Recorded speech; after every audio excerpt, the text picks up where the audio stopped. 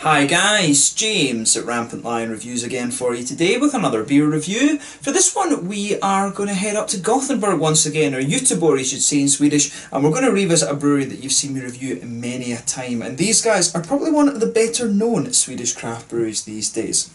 So once again we are going to go back to Bryggeri, and this time we're having a taste of a beer that has been really, I've heard a lot of good things about this one. The guys on the Swedish beer Facebook pages and things are going a bit wild for this one. So this one is the Crush, a double IPA coming at 8% ABV. And all these IPAs that I've had recently from Bryggeri have been very, very nice. There was the Crush, and there was also the Fresh, and I was very impressed with both of those. And I hadn't seen anywhere near the same kind of hype about those two as I have for this one. This is one that is supposed to be pretty damn awesome. So very excited to try this one. As we know, Bryggeri, their beers tend to be a very, very good standard, particularly the Imperial Stouts and stuff. And recently, of course, they've been doing some very good IPAs as well. And to have one that there is a bit of hype about is quite exciting actually when you consider it's this brewery. So looking forward to this one, and as always I hope you guys enjoy my take on this beer.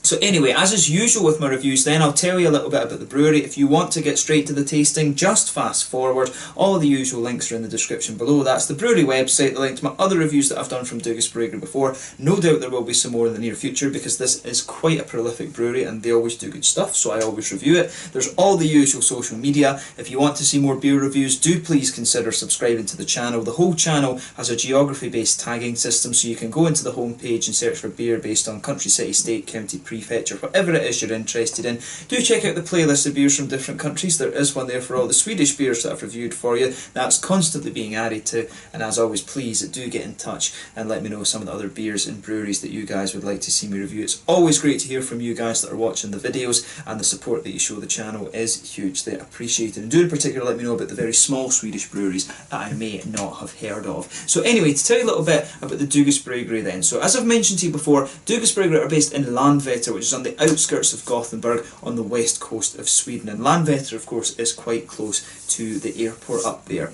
But the brewery was established back in 2005 in Mölndal by Mikael Engström Dugge, who of course it's named after, and since 2010 they focus solely on the brewing of top fermented beers. But due to the kind of craft beer boom that there's been in Sweden in recent years, the brewery very quickly outgrew their original brewery and moved up to Landvetter. But the older brewery that they had a capacity of only 1,500 hectolitres of beer per year, but the new brewery started off with a capacity of 8,000 hectolitres, and they've been constantly expanding that ever since. Dugges of course became very good at Imperial Stouts. In particular, I really rate the coffee stouts from these guys. They've had the Sidamo Dimtu and they've had the Key. I think there have been more than that, but maybe I think I missed out on those ones unfortunately. But Bryggeri, in my opinion, do some of the best coffee stouts you're going to find in the world. They were doing those with Hunter and Sons from over in Bristol in England, but unfortunately they've shut down now.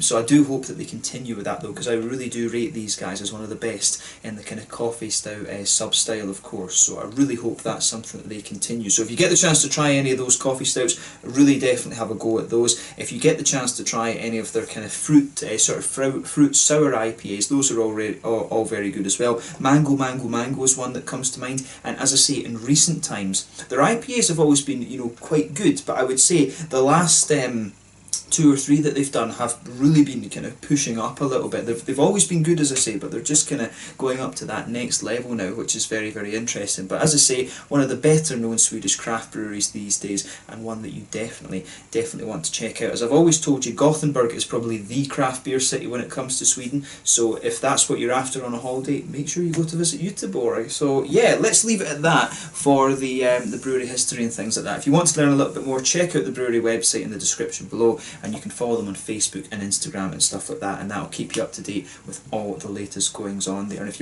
you're interested in Swedish beer news, beernews.se, and use your Google Chrome translator if you are not a Swedish speaker. But yeah, nicely presented beer, this one. As I say, quite typical of the Dugges artwork on these. It says on the side here, Crush is all we have learned during our journey towards the perfect double IPA. Hops everywhere, haze all over, fruity notes in abundance, and then some. It's sunshine in a bottle, moonlight in a glass, lush. So yeah, when it comes to IPAs, these guys are really doing the hazy IPAs. There you can see one of the symbols of Bryggeri there. on the side, and also they always like to do this one as well with a little hop flavor, lavish liquid. I think that's pretty cool. But yeah, plain bottle cap on this one as always. But yeah, nicely presented beer and very typical. You know, the bottles that these guys use are very distinctive. One thing I should also say is that Dugas Bryggeri brew a lot of the Omnipollo Imperial Stouts and things like that. So yeah, interesting. So without further ado then, let's get this guy out and we'll get on with the tasting. So yeah, this one I'm assuming will have been bottled at the end of November, because the best before on the bottle cap is the 27th of November 2019, so it will still be pretty fresh, this one. And bear in mind as well, you do have to leave these in the bottles for about a month or so to you know, to mature. And I think this beer was first released on the, I think when I ordered my beers on the 2nd of January, you know, this one was one that very quickly went out like that, and I think they've had 2 or 3 restocks of it, and it's again sold out like that. So so yeah, so as you can see with this one, it's poured a lovely big hazy golden yellow colour. There's a solid half finger of a frothy, I would say, if I sugar it up a little bit, yeah, perfect white head on this one, not even creamy, but it looks very nice. And when you open this beer up, you get some lovely big juicy fruity notes, mangoes, maybe a bit of passion fruit and stuff coming out of this one as well. But yeah, it looks very, very nice. If I put my fingers behind the glass, you can see this one is a properly hazy IPA. But yeah, it looks very, very nice. It smells very, very fresh. So yeah, let's take a closer look at the aroma of this one and see how we got on. Nothing overly surprising about this beer in terms of its appearance. So yeah. Ooh. That's interesting. It reminds me, definitely actually, the aroma coming out of this one, it actually smells, it's maybe just because of how fresh it is right enough, but it really does smell quite like a fruit beer. If I smelt that blind, I would probably guess that that's one of these, it's one of these IPAs where they've actually added fruit to it, but I'm pretty sure on the bottle it said they haven't. It just, you know, this, I think this one is it's a straight up beer, you know, it's pretty much a Reinheitsgebot beer if you can count adding oats as Reinheitsgebot. I don't think you can actually, now that I think about it. But yeah, if I was blind smelling this one, I would definitely think this is a beer that's had fruit added to it. But yeah, so mangoes all the way, and I'm thinking that's probably going to have, I always like playing guess the hops, I'm thinking that's Citra, but there's definitely passion fruit in there as well. So the question then is it Simcoe or is it Galaxy?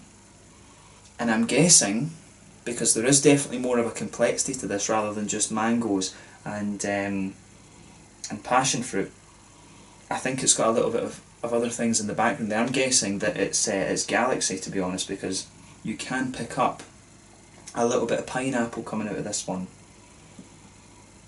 And it's interesting, it's almost like got a little bit, when you take it in more deeply, it's almost got a little bit of a kind of guava thing going on. But then again, with Citra, it can give you things like, you know, it can give you a little bit of an almost gooseberry and limey qualities. To me, it's more like a kind of, it has a little bit of a gooseberry-ish note, but I don't know, for some reason, guava is what pops into my head just now. Really, it's, yeah, guava's the thing that's popping into my head with this beer. So yeah, big tropical fruity notes on this one. I think there's something in my head that's telling me there's a little bit of orange in here, so you know, maybe there's a little bit of mosaic or something too, because it is kind of a tangerine. It's almost like a slightly juicier tangerine note that's coming out of this one, but you have to take the aroma in quite deeply to get that out of it, in fairness. Yeah, I think I've got a feeling it's orange. I think it's like sort of more tangerine, juicy oranges, mangoes, passion fruit, a little bit of pineapple as well, and some guava, I think. Definitely a little bit of this almost guava-ish note, but I would say, in fairness, it's quite subtle. It's kind of mixing in with the mango a little bit and the pineapple notes. There's something else in there that I want to say guava. It could be papayas or something like that, right enough. But there's just something in my head that jumped out and said guava, and of course that's what you get on these videos. You get just straight up opinions. But yeah, it's a lovely smelling beer. That the fruitiness, as I say, really made me think when I opened this up. You know, have the added mangoes to it, not even having to check the bottle of this. But yeah, this is a pretty straight up beer. This, other than the big fruity notes from the hops, you've definitely got some nice kind of floral aromaticity to the beer. Yeah, and the sort of grassy, fruity side of things, it's definitely a little bit more floral. It's got a good bit of pungency to it, and I think again it's because of how fresh it is. But yeah, underneath that you can definitely smell big, sort of smooth oaty qualities. Yeah, good bit of smooth oaty quality in there. Almost a little bit creamy, to be honest. But yeah, some biscuity sweetness. You can definitely pick up a little bit of that kind of pale malty, bready quality. But to me, this smells like a really, really quite attractive beer, so I don't want to wait too much longer to try it. So let's just have a go at this. As I always say, take a bit of time and enjoy the aroma. That's always half the experience when it comes to craft beers and sakes and whiskies and stuff. But let's have a go at this one now. So this one is the Crush, a double IPA from Bryggeri in Landvetter up near Gothenburg here in Sweden. A beer from this brewery that is really quite hyped, so quite exciting to try this one. Let's get stuck in. Slange, skål.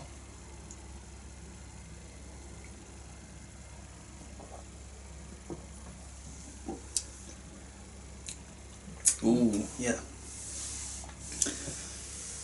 Yeah. Let's just say that's, you know, if you think about Amazing Haze from Stigbergets when that first came out, you know, this is probably the best IPA I've tried from Sweden in, you know, quite a wee while. And as I say, I was impressed with Crush and Fresh, but that is really quite nice. That's really damn good. So big thumbs up to Bryggeri for this one. You know, I'm not in some ways I'm not surprised, because, you know, I'm saying that I kind of knew this one was going to be good because of what folk were saying on the Facebook groups, and you know, the guys on the Ölblog or Isferia type Facebook groups and things like that, craft beer in Sweden, you know, these guys know what they're talking about. They're very you know, the nerdiness about craft beer here is almost on a bit of a different level in comparison to some other places. Like, these guys are very clued up, and the Swedes are very hungry for knowledge. So I was, as I say, this is something that just piqued my interest when people were actually mentioning this beer, because Dugges generally are a very respected brewery, and for there to be a bit of hype behind this beer is exciting, and I think just on that first sip, I think it's justified.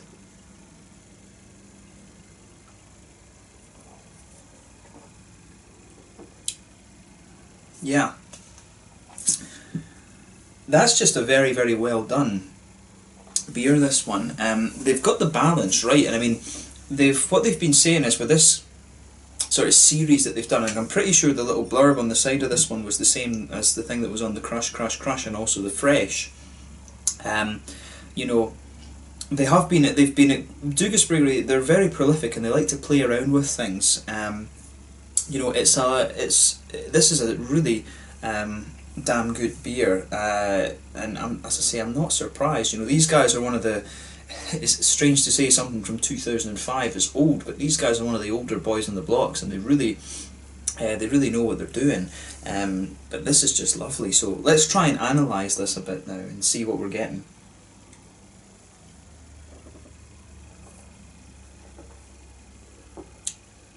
Yeah. So, malt base of this, you know what to expect from this style. I mean, in the middle of your palate you get that pale malty quality, that just blankets the middle of your tongue. On top of that you're getting these kind of smooth, creamy oats, and I think there's just a little tiny hint of biscuit right in the middle of your palate. It's just got a little bit of that almost McVitie's digestive sort of sweetness to it, that little bit of almost, I don't know if it's right to call it corn syrup, but just that little biscuity sweetness there. And the malt base in this one, I'm really finding that it smooths out just the further into the flavour you go, and it really does just kind of sweeten up a little bit and things like that. The malt base starts off very smooth, but then you can feel more and more sweetness just pushing its way out of this beer the further into it you go. And for me, these New England IPAs, it's that if you can get a good malt base out of them, then it takes them up to the next level, and I think that's what Dugges have found here. You know, this is just an awesome malt base that's in this beer.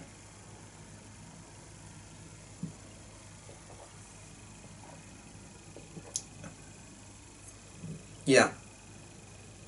So the hoppy side of this one's nice too. I mean, in the back corners of the palate, teeny tiny little bit of earthiness in there. That's making me wonder if there's a little touch of mosaic in this one, because it's very similar to that little earthiness you get out of mosaic.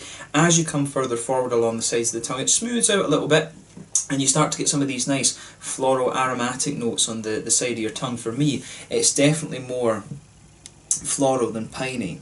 It's actually quite a smooth floral character that's coming out of this one, which is interesting. But then as you go round the front curve of the palate, it's just got a little bit of that lighter, sort of typical grassy, citrusy quality there, which is very, very nice. When you go behind the front curve of the palate, of course, that's where you get that nice oily bubble where those juicy fruity esters start to roll out of the beer. So for me with this one, I think there is a little bit of mango in there. Definitely a little bit of passion fruit as well, but to me I think the mango is a bit more prominent.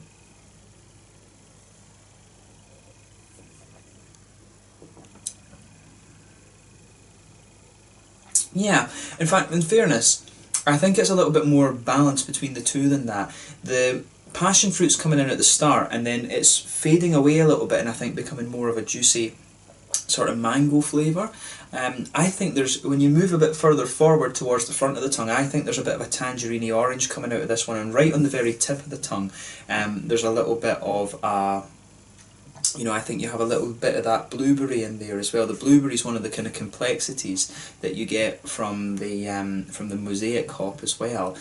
So yeah, in terms of the flavours of this, I think it's really nice. As I was saying earlier, the question with this is whether it's Galaxy or Simcoe, and I'm thinking it's more Galaxy, because the further into the aftertaste you go, the more complex these kind of tropical fruit notes get, and you can definitely pick up a little bit of a pineapple-y quality to this one. And it has, I'm noticing as well that with that blueberry note, which I think is the mosaic, it is pretty much right on the tip of your tongue, with a little bit of that kind of blueberry sort of thing. There's definitely a little bit of an almost lychee quality in there. So if I was betting on this, I think there's 3 hops in this. I think there's a bit of Citra, I think there's a little bit of Galaxy in there as well, and I think they've used a little bit of Mosaic. And these are probably 3 of the more kind of complex hops that you can get, because you get the main flavour, so mango for Citra, passion fruit for Galaxy, and the tangerine oranges for Mosaic. But then you also get the complexities. So with Citra you can get like lemon lime, you can get lychee, sometimes gooseberry, depends what malts you mix it with. With the Galaxy you can get a little bit of this kind of pineapple-y quality to it in the complexities, and then with Mosaic you get a little bit of this blueberry kind of thing going on as well. And these 3 hops, they are kind of quite complex, but you've kind of got a good balance between a slightly stronger fruity presence, because oranges, not so much mangoes right enough, oranges and passion fruits can be quite powerful flavours if you like, but then you've got these other things, the slightly juicier fruits coming out of it as well, which just balances it. And that's what you want in these New England IPAs. You do want a little bit of bitterness to it, but you also want these kind of juicy flavours to come out, because that complements the smoothness of the malt base. And this beer, you know, it really just does have it all actually. It's got pretty much everything you would want from this style, and it does it really bloody well. I think that's a good way to sum up this one. So, you know, if you're thinking about this beer in terms of, you know, amazing haze and stuff like that, and if you like these kind of beers that Stigbergets were doing, I think Douglas Bryggeri and this one have found that kind of level now, which is very, very cool. But I have to admit, you know, with I can't forget if it was the crush or the fresh, the beer, they were using a little bit of rice in the malt base, and again it gave the beer that really nice kind of slightly more oily mouthfeel. That worked very, very well as well. So these 3 IPAs that I've had from Douglas Bryggeri recently have all been really excellent quality. But you know, if you this one I think is a little bit above the others. But that said, I did really like the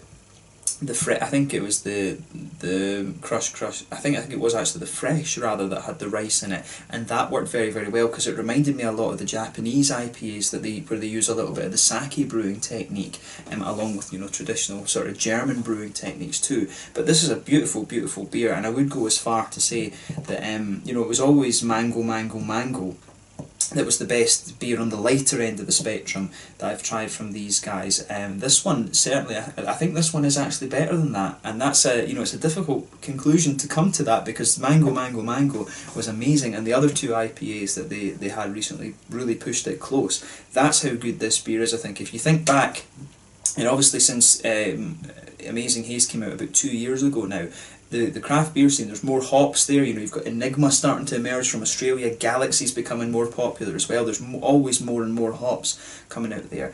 This one I think is just a beautifully done IPA, so a huge thumbs up to Douglas Bryggeri for this one. Make sure you try it if you get the chance, and I can see why this one was selling out very fast. In terms of the mouthfeel then, mid-bodied beer, I don't think there's much question about that. Carbonation's very smooth. The mouthfeel overall, it's got a good balance between being slightly oily and slightly creamy, and I have said that over the last little while. I think the New England IPAs are moving to a slightly more oily mouthfeel recently. I think people are starting to miss the big bitter West Coast IPAs, and they're starting to try and find this little bit more of a balance here, in Europe at least, when they're doing the New England IPAs. There seems to be little elements of the West Coast IPAs creeping into them. So yeah, good balance between the smoothness and the slightly more oily quality in this beer as well. Good little bit of hoppy bitterness. I think, you know, 30 IBUs. I think about 30-ish for this one. Carbonation, as I said, very smooth. Lovely juicy fruity quality in this one. Good balance between the slightly stronger fruits and the juicier complexities from these hops, and the malt base, as I say. Good little bit of smoothness in there, but it gradually sweetens up the further into the aftertaste you go. But as I said, beautiful beer, and if you compare this one in 2019, this is maybe 2019's Amazing Haze. I think this is good, but as I say, it's very early in the year to say that. They might even improve on this one, knowing Douglas. They are a little bit they are kind of quite perfectionist up there, which isn't a bad thing. So yeah, so far, I don't know if you can count this as a 2018 beer, but this is a special one. If you get the chance to try this, just have a go at it for yourself and see what you think. But let's leave it at that. Just a very good beer, and one that you definitely need to try. I reckon Citra, Galaxy and Mosaic in this one. I'd be very curious to know if I am right on that. So yeah, let's leave it at that for this. This is the Crush Double IPA 8% from Douglas Bryggeri in Landvetter, just outside of Gothenburg here in Sweden, and hopefully I can get up to Gothenburg this year and have a little look. But thanks again for watching my beer reviews. As always, please like, subscribe, share, all the usual YouTube stuff. Let me know your own thoughts on this beer in the comment section below. Let me know what your favourite beers are from Douglas Bryggeri as well, but most importantly, do check this one out if you get the chance. I think this is a pretty damn special beer. But until the next time, it's Landvetter just now, and I'll catch you guys later. Make sure you check out my social media, and while you can, get a hold of this beer, because I think it's going to sell like that once again. I was quite lucky to get one of these on the Systembolaget web shop. But thanks again, and I'll catch you guys later. Slanja, skål.